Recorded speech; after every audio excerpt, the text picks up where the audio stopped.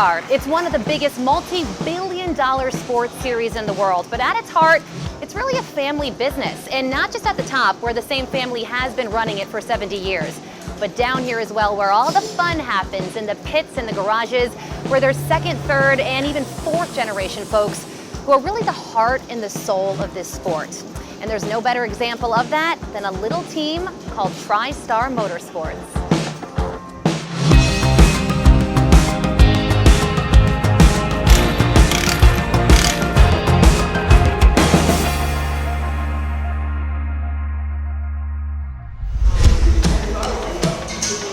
We're a small family-run NASCAR race team. Started in the 90s. My parents started it, my dad ran it. My mom, my sister are heavily involved still. I've kind of tried to take it over, so still kicking is just a small family team. What are some of the challenges you face? We are definitely bringing a knife to a gunfight on a weekly basis. There's things that we can offer that some of the big teams can't, and there's some stuff they offer that we can't. I think we have a fit, and I think we have a place.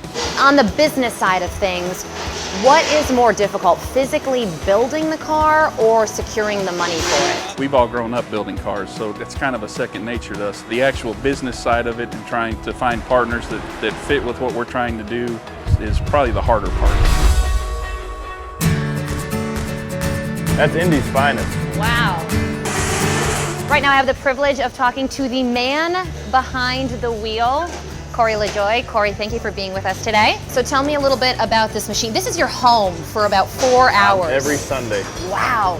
Actually, so my dad's business, he builds these seats. So our family business is aluminum racing seats. One family business within another family business. So what is it like working for a small family-run NASCAR team? This team's really unique with Brian owning the race team, but he's also there putting decals on at the shop and here at the racetrack. So it's really cool because I was a really family-oriented racing team when I was coming up, and you usually don't see that nowadays. So to be a part of this team, it's really a privilege. So this has been great, but I feel like something's missing. Yeah. All right, this is awesome. All right, has anybody driven a NASCAR in heels? I might be the first. I don't really want to get out. It's pretty comfy in here.